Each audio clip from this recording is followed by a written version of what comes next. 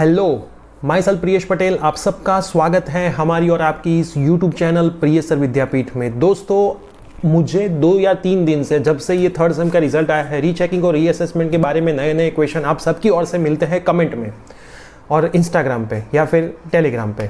तो उस सब के मैसेज के आंसर वहाँ पे मैं 1 बाय 1 सब ब्रेक को नहीं दे सकता। तो आज इस वीडियो में मैं बात करने वाला हूँ रीचेक और रीअसेसमेंट बहुत अच्छे क्वेश्चन के बारे में, जिसका सॉल्यूशन आप कैसे निकालोगे। तो इस वीडियो को लास्ट तक देखना, शायद वो क्वेश्चन आपका भी हो सकता है। अभी आपका रिजल्ट नहीं आया है लेकिन रिजल्ट आ भी सकता है, तब आपको ये प्रॉब्लम आ भी सकते हैं।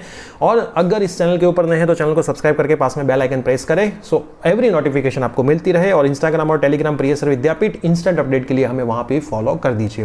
पहला क्वेश्चन ये आया है कि अगर हम दोनों में अप्लाई करें, मतलब रीचेकिंग और रीअसेसमेंट दोनों में अप्लाई कर दिया, देखो अभी जिसके रिजल्ट बाकी है वो स्टूडेंट क्या ध्यान रखें।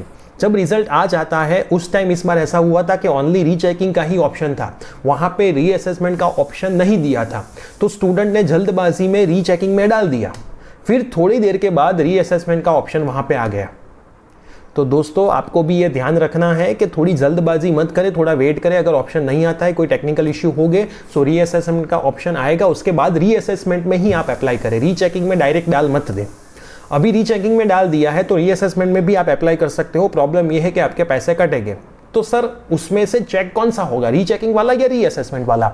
और रीचेकिंग और रीअसेसमेंट मैंने ऑलरेडी एक वीडियो में समझाया है कि रीचेकिंग मतलब आपका पेपर के टोटल वापस चेक होता है, और कहीं पे कोई क्वेश्चन के मार्क देने रह गए हैं तो मार्क देते हैं, और कोई क्वेश्चन चेक करना रह गया है तो चेक करते हैं। बस इतना उसमें होता है।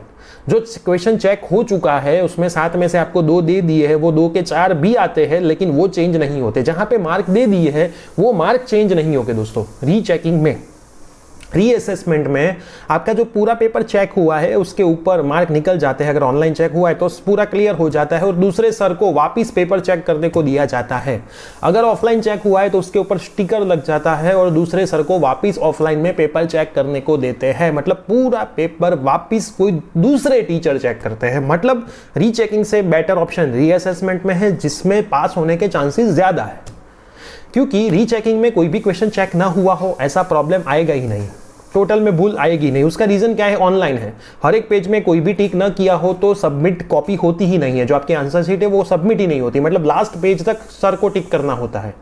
और मार्क का टोटल ऑटोमेटिक कंप्यूटर सॉफ्टवेयर लगाता है, तो मार्क गलत आने के भी चांसेस नहीं है। और हर एक में आंसर के मार्क लिखने होते हैं, नहीं लिखा है तो NA 00 ऐसा सब डालना होता है। पूरे क्वेश्चन का जितने आपके पेपर में क्वेश्चन थे सब वहां पे दिखाता है स्क्रीन के ऊपर, वहां पे सब में आंसर के मार्क डालने होते हैं। लिखा हो ना लिखा हो, 0 हो तो 0 भी डालना होता है।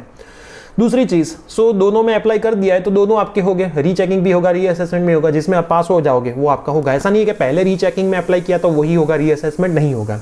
दूसरी चीज, रीअसेसमेंट में दूसरे सर को पहले वाले सर ने जो मार्क दिए वो दिखते हैं या नहीं दिखते? नहीं दिखते। मैंने बोल दिया, ऑनलाइन पेपर चेक हुआ है तो पूरी आंसर शीट में जहां पे मार्क लिखे होंगे वो क्लियर हो जाएगा। ऑफलाइन हुआ होगा तो उसके ऊपर स्टिकर लग जाते हैं। वो अलग बात है कि कोई कोई सर उस स्टिकर को ऊपर करके देख लेते हैं कि भाई दूसरे सर ने इस वाले में क्या मार्क दिए हैं। मैंने एक बार ऐसा किया था, क्योंकि स्टूडेंट ने बहुत मस्त क्वेश्चन में आंसर लिखे थे पेपर में, लेकिन उसको फेल किया था, मतलब उसको 23 से कम मार्क दिए हो गए।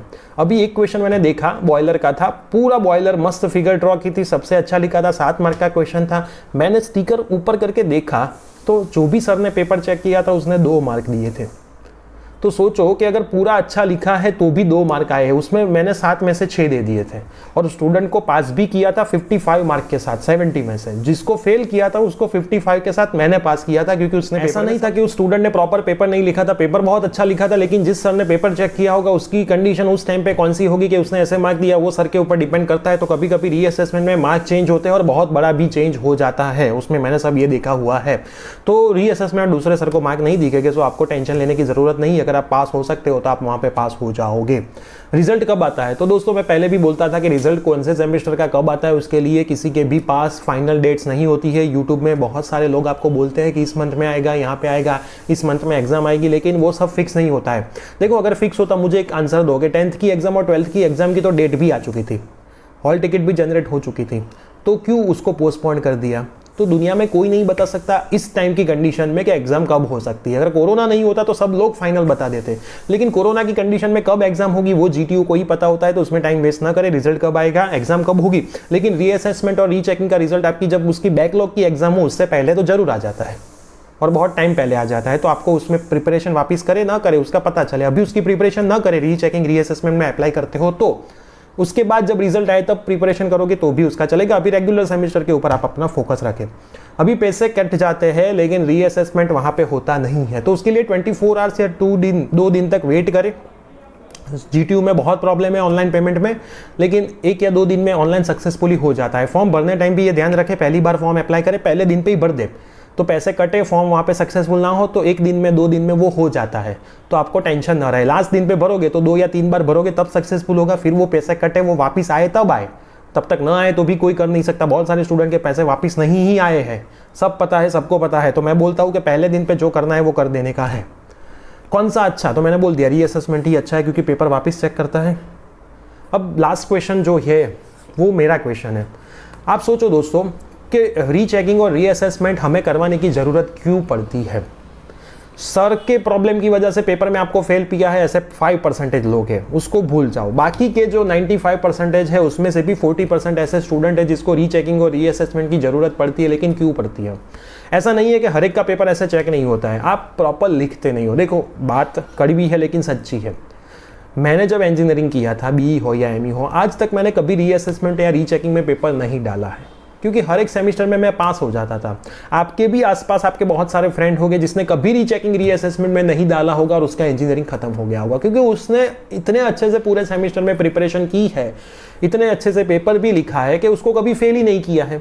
तो मैं भी आपको बोलता हूँ कि ये टेंशन लेके कितने सेम घूमोगे, रिजल्ट कब आएगा, कैसे अप्लाई करना, ये वो टेंशन जाए, रिजल्ट आए तब तक तो टेंशन रह ही रहे कि भाई इस सेमेस्टर के 6 सब्जेक्ट है, प्रीवियस के भी 2-3 सब्जेक्ट बाकी बचे हैं। तो इस टेंशन से अगर बाहर निकलना है तो ऐसा कोई सॉल्यूशन निकालो कि रीचेकिंग और रीअसेसमेंट के बारे में अपने को ढूंढना ही ना पड़े, मतलब ज़रूरत ही ना पड़े कभी करवाने की, हर एक बार अच्छे रिजल्ट से पास हो जाए। सभी स्टूडेंट D10 के रूल पूछते हैं, आप D10 के रूल में पढ़ते ही क्यों? ऐसे ही रिजल्ट लाओ कि D10 का क्या रूल है वो देखना ही ना पड़े। मुझे मेरा BE खत्म हुआ तब तक D10 का रूल क्या है वो नहीं पता था, तो उसके बाद स्टूडेंट पूछने लगे, फिर मुझे जानना पड़ा कि एक्चुअल में D10 का रूल क्या होता है। और D10 में भी D10 होना, उसका रूल इतना टफ है, आप D10 ही नहीं हो सकते हो, बहुत मेहनत करती पड़ती है D10 होने के लिए भी।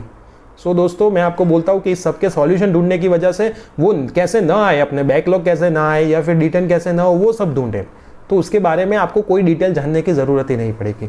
तो ये वीडियो आपके जितने भी फ्रेंड सर्कल है सब में शेयर कर दीजिए। अगर आपको भी और भी कोई क्वेश्चन है तो कमेंट में डालते रहे, मैं कमेंट सारी देखूंगा, 4-5 कमेंट आएगी फिर उसके ऊपर वीडियो श्योर इस चैनल पर रख दूंगा। और नोटिफिकेशन बेल ऑलवेज ओपन रखें, स्टार्ट रखें, क्योंकि वीडियो जब अपलोड होगी तब आपको नोटिफिकेशन आ जाएगी और उसमें आपके सॉल्यूशन भी आपको मिल जाएंगे। इंस्टाग्राम और टेलीग्राम पे तुरंत अगर आपको रिप्लाई चाहिए तो आप हमें वहाँ पे फॉलो कर दीजिए, प्रिय सर विद्यापीठ से नाम से अकाउंट है। मिलते हैं ऐसे ही कोई नई इन्फॉर्मेटिव वीडियो के साथ। Till then bye bye, take care, घर पे रहे, सुरक्षित रहे।